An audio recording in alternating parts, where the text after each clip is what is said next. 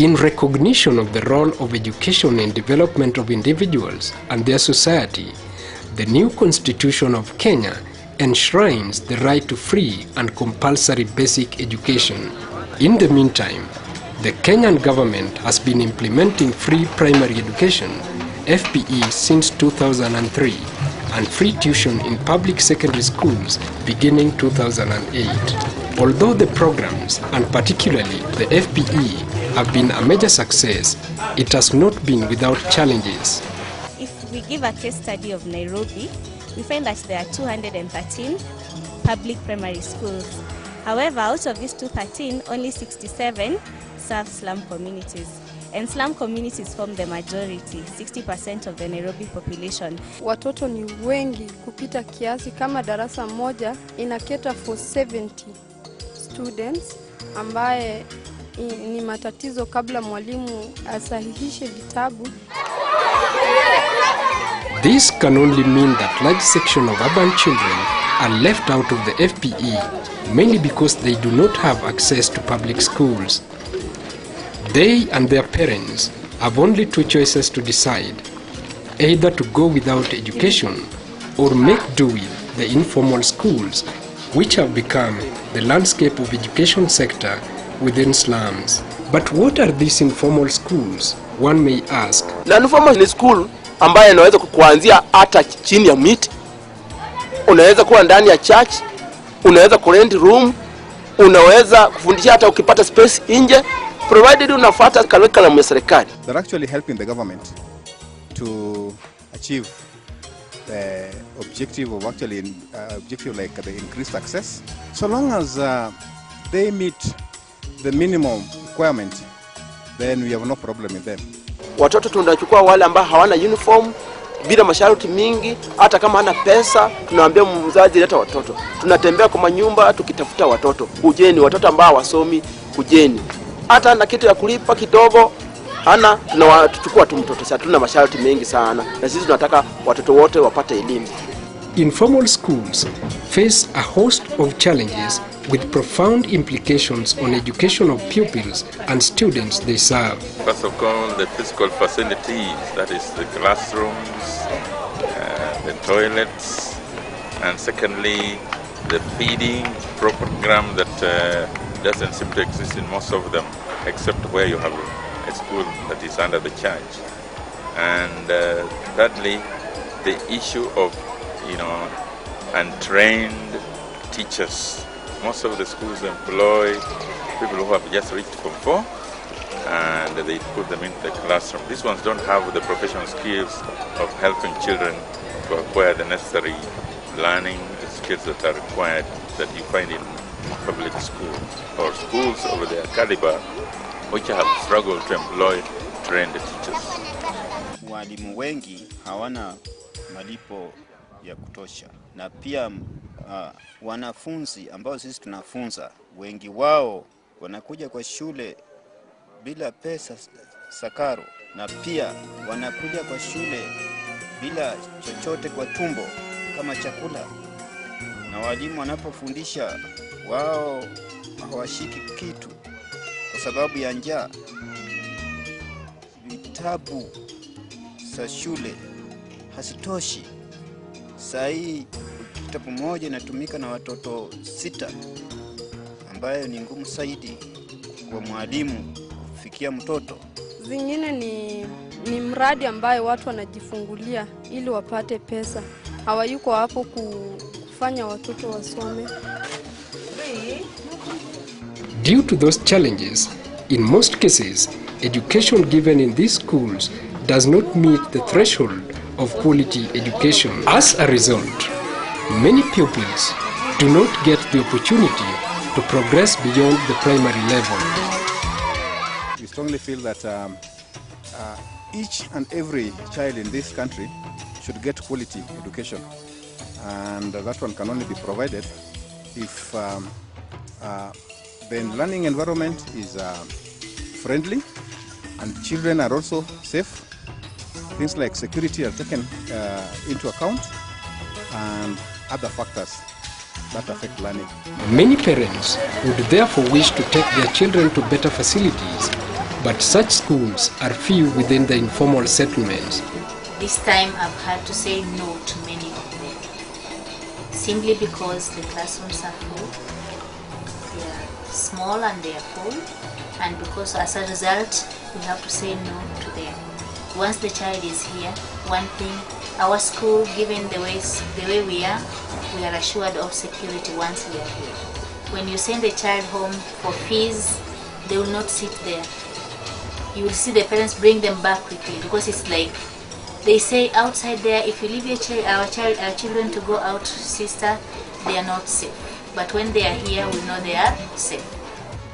To ensure that the right to education, as enshrined in the Constitution, is practical and enjoyed by all, including the vulnerable and marginalized children, mainly those from the informal settlements, the Nairobi People's Settlement Network, the Economic and Social Rights Center, commonly known as Haki Jamii, and Concern Worldwide, have been engaged in a program to sensitize the community, government and other stakeholders to bring about actions that would make the right to education a reality, especially for the slum dwellers. Towards that end, they organized and executed 8 build-up public meetings covering all the electoral constituencies of Nairobi area. In the meetings, the discussions were frank, the expectations high, and the people were ready to make their voices heard.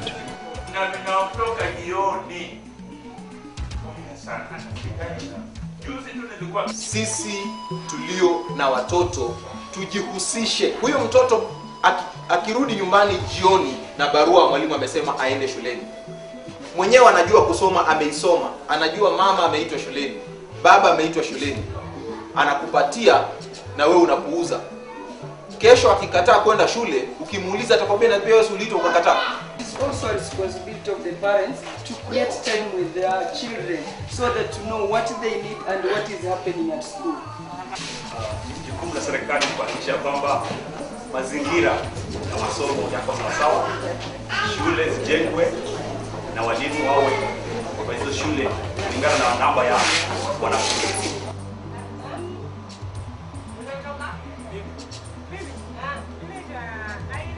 Watoto wengi walemavu bado wanafungiwa kwa nyumba, na wale ambayo wamejitambulika, kuna watapeli ambayo wametoka na wanajifanya wanaenda kutumikia hao watoto, na kumbe wanaweka kama biashara, na hiyo ni challenge kubwa yenye sisi kama walemavu tunapata, si hapa Korokocho peke yake, lakini Kenya mzima.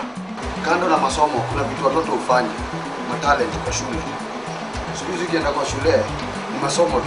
Hizo vitu zingine sijui ni serikali haiangalii ama ni walimu ambao wako hapo watatuambia.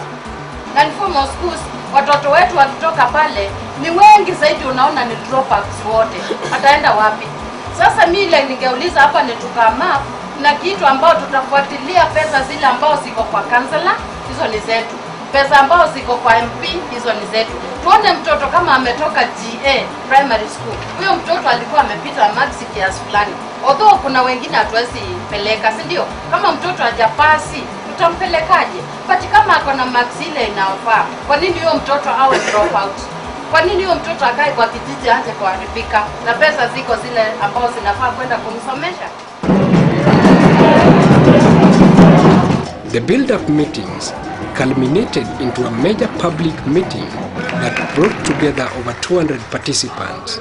The purpose of this meeting was to provide a forum through which the weight of the right to education could be felt and stakeholders awakened to playing their role to make it succeed. Some questions in the bursary forms need to be removed. Kwa mfano, sahihi ya mwalimu na hiyo upande wa kanisa, sababu imewekwa kuficha. In this meeting, the harmonized report of the constituency build-up meetings was read out to the participants. This was to enable them authenticate its content and further invite their participation in the campaign. Rights and compulsory education to be enjoyed by all children, both in public and informal schools. As the curtain falls down on the major public meeting, held at the Shaurimoyo YMCA Training Institute, one thing was certain: getting quality education is a major step towards living a better life. Nahimiza government pamoja na community kwa jumla ili shule ya walemavu ijengwe hapa within Kasarani, sana sana Korokocho. Alafu hizo shule pia iwekwe facilities zenye itaweza kuwezesha walemavu kusoma ili wapate formal education kama watoto wengine. Alafu kwa sababu ni free primary education ambayo government wameleta, pia iwekwe free kwa watoto walemavu. Kwa serikali ningeomba tuongezewe classes na walimu, ndiposa hao watoto wanakaa nje waingie kwa class. Na informal school, hata tukitaka walimu ambao wame train, utakuta iko problem, anataka mshahara 7,000, 10,000. Ni hali na informal hao watoto wakilipa wanapata kama 4,000 kama watoto wote washalipa. Sasa vile serikali inasema tukuwe na walimu ambao wamehitimu na tuwezi kugharamia hao walimu, na ili hali hao watoto tunawasaidia. Tunashanga tafadhali namna gani? Ndio tunaomba serikali tafadhali tusaidie kila shule iwe na walimu wamehitimu. Lakini kwa sababu tuna employ mwalimu ambaye amehitimu ni vigumu. Hiyo ni kumaanisha tu wafunge shule. Free education. Wacha ikuwe ni free, watoto wanapata kila mahitaji ya shule. Na ya pili ningerecommend ya kwamba tungependa ikuwe njia rahisi, iwe ni non-formal, iwe formal, wapate bursary. Wakuwe na kila mtu akuwe na balance ya kupata hiyo bursary na watoto waende shule.